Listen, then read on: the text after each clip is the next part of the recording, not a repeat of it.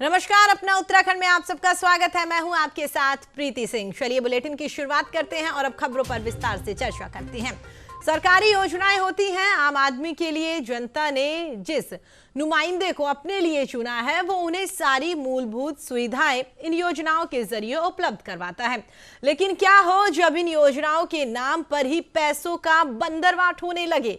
जी हां, उधम सिंह नगर के खटीमा में 12 करोड़ की लागत से बन रहे एकलव्य जनजातीय आवासीय विद्यालय के निर्माण में घटिया सामग्री लगाए जाने की शिकायत मिल रही है, जिस पर अब जांच और भी तेज होती हुई नजर आ रही है। क्या कुछ ये पूरा मामला है, इस हमारी खास रिपोर्ट में देखिए।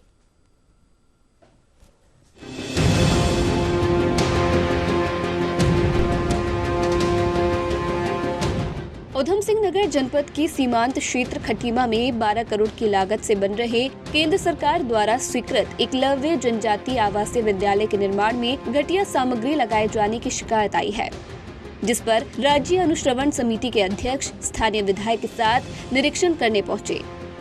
विद्यालय की निर्माणाधीन बिल्डिंग में घटिया निर्माण सामग्री लगाए जाने से नाराज राज्य अनुश्रवण समिति के अध्यक्ष राजेश कुमार ने जनजाति विभाग के सचिव से वार्ता कर अग्रिम भुगतान रोकने और घटिया निर्माण की जांच के लिए एक विशेष टीम का गठन करने की बात कही है। एकलव्य जनजातीय आवासीय विद्यालय के निर्माण कार्य में घटिया सामग्री लगाए जाने की काफी दिनों से शिकायत मिल रही थी। निर्माणाधीन बिल्डिंग में पीली कच्ची ईंटों का प्रयोग किया जा रहा है, साथ ही घटिया निर्माण सामग्री भी प्रयोग में लाई जा रही है। जनजाति विभाग के सचिव सुरेश जोशी से वार्ता कर बिल्डिंग के पेमेंट पर रोक लगाने को भी कहा गया है। सर, ईंटों में थोड़ा यह है कि कुछ परसेंटेज मिक्स होती आती है और तो कोई परेशानी नहीं है और तो हमारी मानक के रूप से काम चल रहा है। मतलब और तो हम मानक रूप से बिल्कुल ओके हैं, ठीक है ना सर। और दूसरा ये है कि हम कहते हैं ईंटों का विषय है, ईंटों में कुछ परसेंटेज आ जाती हैं और हमारे एस्टिमेट में सेकंड क्लास ईंटें ही रखते हैं सर। घटिया सामग्री लगाए जाने की जांच के लिए सीडीओ से वार्ता कर एक विशेषज्ञ टीम का गठन भी किया जा रहा है।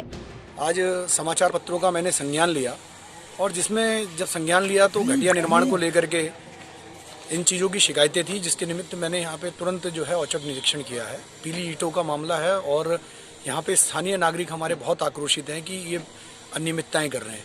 इन्हें सख्त हिदायत दी है और मैंने अभी जो हमारे सचिव हैं जनजाति कल्याण के सुरेश जोशी जी, उनसे फ़ोन पे वार्ता करी है। अभी सीडीओ महोदय से बात करके एक मतलब स्पेशल टीम जो विशेषज्ञ लोग हैं उनकी टीम यहाँ भेज करके हम इसकी जांच भी करवाते हैं। इसमें निरीक्षण में किया तो बहुत सारी खामियां पाई गई, जिसमें पीला ईंट और जो रॉ मटेरियल है जिसमें रेत बजरी है वो भी सब यहाँ लोकल के घटिया माल ये लगा रहे थे। इसमें मैंने डीएम से वार्ता की थी और डीएम से जाँच कराने के आदेश भी दिए थे। उसके बाद आज हमारे यहाँ बहुउद्देशीय शिविर था। बहुउद्देशीय शिविर में सीडीओ साहब को विशेष आग्रह करके हमने उनको कहा है, तो उन्होंने जाँच कमेटी बैठा दी है और इन पर जो इन्होंने गलत काम किया, जो अनियमितता पाई गई है, दोषी करार होंगे, इन पर कार्रवाई की। सरकारी योजनाओं में पैसों का बंदरबाट और घटिया निर्माण सामग्री का इस्तेमाल अब आम बात हो गई है, लेकिन अधिकारियों की लापरवाही हर किसी को बड़ा नुकसान पहुंचा सकती है। ऐसे में प्रशासन को पहले ही इस तरह के मामलों पर संज्ञान लेकर कार्रवाई सुनिश्चित करनी पड़ेगी, ताकि आम आदमी के लिए बनी योजना वरदान ही साबित हो, अभिशाप नहीं। न्यूज इंडिया के लिए उधम सिंह नगर से सुरेंद्र कुमार गुप्ता की रिपोर्ट।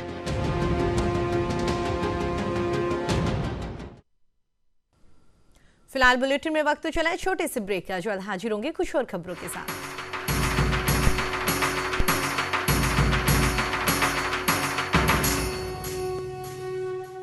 सांबर मसाला हो या चने का मसाला, कसूरी मेथी या देगी मिर्च, असली मसाले सच सच MDH। संकल्प से सिद्धि की तर्ज पर प्रधानमंत्री श्री नरेंद्र मोदी जी के आह्वान ने और त्रिवेंद्र सरकार के उत्कृष्ट नेतृत्व ने उत्तराखंड राज्य का नवनिर्माण किया है। राज्य में पुलों और सड़कों का युद्ध स्तर पर निर्माण कराकर राज्य का नक्शा ही बदल दिया है। किसी भी राज्य के विकास में सड़कों और पुलों की अहम भूमिका होती है। त्रिवेंद्र सरकार ने इस बात की गंभीरता को समझा और इस दिशा में लगातार कार्य किए। राज्य सरकार ने एक ओर जहां लोगों की वर्षों पुरानी मुरादें पूरी की है, वहीं दूसरी ओर कनेक्टिविटी को बेहतर बनाकर विकास के नए अवसर प्रदान किए हैं।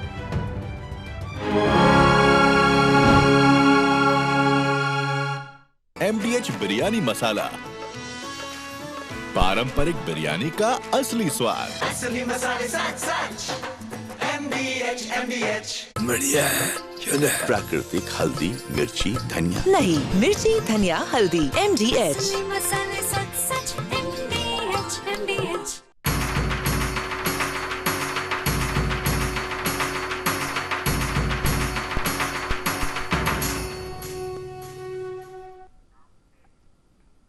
ब्रेक के बाद एक बार फिर आप सभी का स्वागत है। चलिए आगे बढ़ते हैं।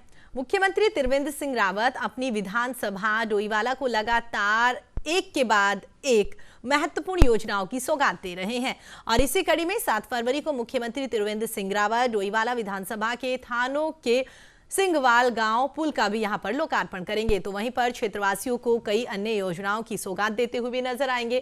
कार्यक्रम की तैयारियों को लेकर सीएम के OSD धीरेन्द्र पवार ने अधिकारियों के साथ में कार्यक्रम स्थल का दौरा किया और क्या कुछ तैयारियां वहां पर की जा रही हैं, इन तमाम तैयारियों का जायजा लिया। पहली बार ये मतलब कई मुख्यमंत्रियों की घोषणा के बाद ये जाकर ये पुल बना है, तो माननीय मुख्यमंत्री का धन्यवाद। कितनी आबादी है जिसको लाभ मिलेगा?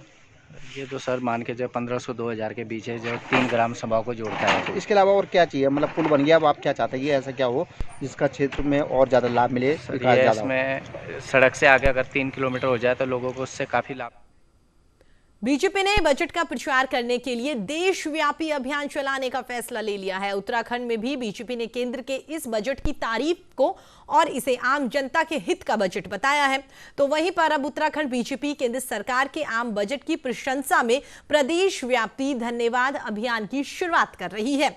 आपको हम ये भी बता दें कि ये अभियान 20 फरवरी तक चलेगा। इसके तहत बीजेपी प्रदेश में बजट के समर्थन में प्रदेश और जिला मुख्यालयों पर बुद्धिजीवी सम्मेलन और पार्टी के प्रमुख नेताओं के साथ में प्रेस कॉन्फ्रेंस भी यहां पर कराई जाएगी।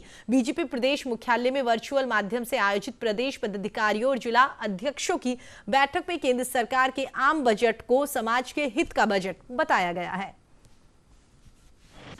देखिए, इस बार जो बजट माननीय वित्त मंत्री निर्मला सीतारमण जी ने प्रस्तुत किया है वो बहुत ही सर्वस्पर्शी और सर्वसमावेशी है।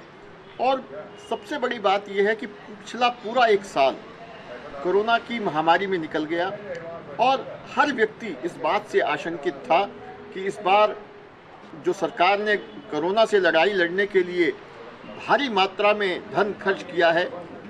देश के इतिहास में ऐसा पहली बार हुआ कि 80 करोड़ लोगों को 6 महीने तक निःशुल्क राशन उपलब्ध कराया गया, उनको रसोई गैस निःशुल्क उपलब्ध।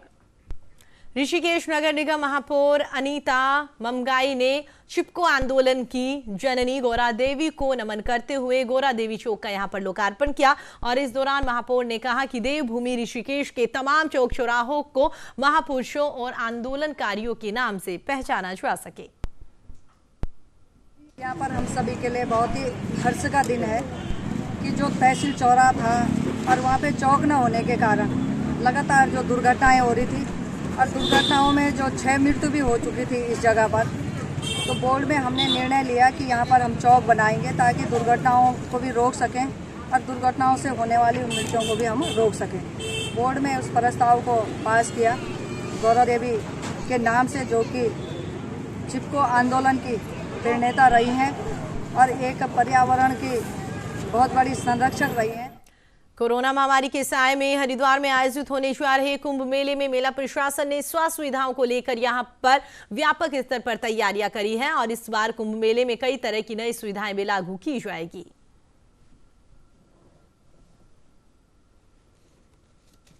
कुंभ का आयोजन हो रहा है अपने शहर में और कुंभ में कोविड के लिए काफ़ी चुनौतियां हैं। उसमें चिकित्सा व्यवस्थाएं काफ़ी 2010 और 2016 के सापेक्ष में काफ़ी तब्दील की गई हैं, परिवर्तित हुई हैं। उसके विषय में मैं आप लोगों के माध्यम से सभी जनता को, देश के और प्रदेश की सभी जनताओं को ये बताना चाहता हूँ कि चिकित्सा व्यवस्था में कोई कमी नहीं है और चिकित्सा व्यवस्था पहले से बेटर हुई है। तो इसी चिकित्सा व्यवस्था में देखिए, पहले 2010 में हमारे करीब से 300 टेम्परेरी बेड्स बनते थे, इस बार हमने 613 बेड की व्यवस्थाएं की हैं। सभी लोगों से ये अनुरोध करना चाहेंगे कि जो भी चिकित्सा व्यवस्था में कोई प्रॉब्लम्स आती हैं तो एक हेल्पलाइन नंबर हम यहाँ बना रहे हैं और कंट्रोल रूम सेंटर।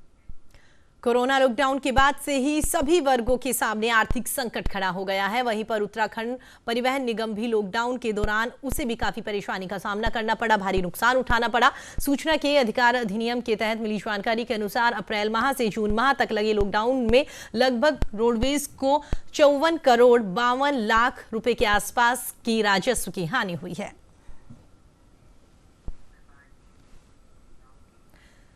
सितारगंज के पूर्व विधायक नारायण पाल और नगर पालिका अध्यक्ष हरीश दुबे अपने साथियों के साथ में अनिश्चितकालीन आमरण अनशन पर बैठ गए हैं। उनका कहना है कि भारी वाहनों के लिए वैकल्पिक मार्ग, सड़क का पुनर्निर्माण और चौड़ीकरण करने समेत कई मांगे यहां पर मानी जानी चाहिए।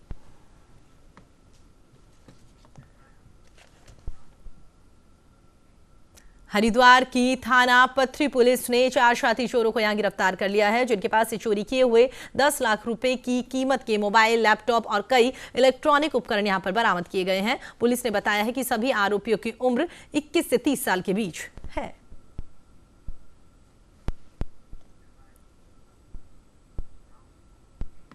सितारगंज क्षेत्र के शक्ति फॉर्म में यहां पर ग्राम पंचायत विकास अधिकारी से अभद्रता को लेकर क्षेत्र के ग्राम प्रधानों ने सितारगंज कोतवाली पहुंचकर पुलिस के खिलाफ में शिकायत दर्ज करवाई है और शिकायत में बताया गया है कि ग्राम पंचायत अधिकारी अपने पंचायत कार्यालय में काम कर रहे थे। इसी दौरान एक युवक पहुंचा और वहां पर उनके साथ विवाद करने लगा, अभद्रता करने लगा।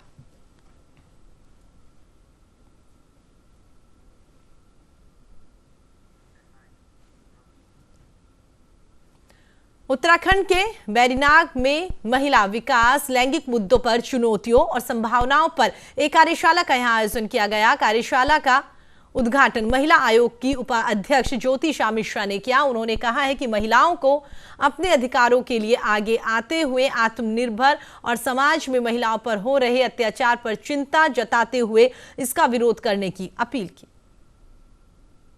इलाके में बहुत ज़्यादा जेंडर की समस्या बहुत हो रही थी। महिलाओं की संख्या पुरुषों की अपेक्षा बहुत कम है। 1000 में से 800 और 800-900 के बीच में, 800 और 810 के बीच में मैंने देखा था कल वहाँ। यहाँ तो आज इतना ज़्यादा वो नहीं था, डीडी हाट में देखा था। उसी विषय में हम लोगों ने एक हल्द्वानी पुलिस ने व्यापारियों से रंगदारी मामले में 2 महिलाओं सहित 3 पुरुषों को यहां पर गिरफ्तार किया है, जबकि एक आरोपी जेल में पहले से ही बंद है। पुलिस के मुताबिक मोबाइल नंबर से खंगाला तो पता चला कि वो रंगदारी जेल के अंदर से मांगी गई थी। पुलिस अब लगातार जिन आरोपियों को पकड़ा गया है उनसे पूछताछ करने में जुट गई है।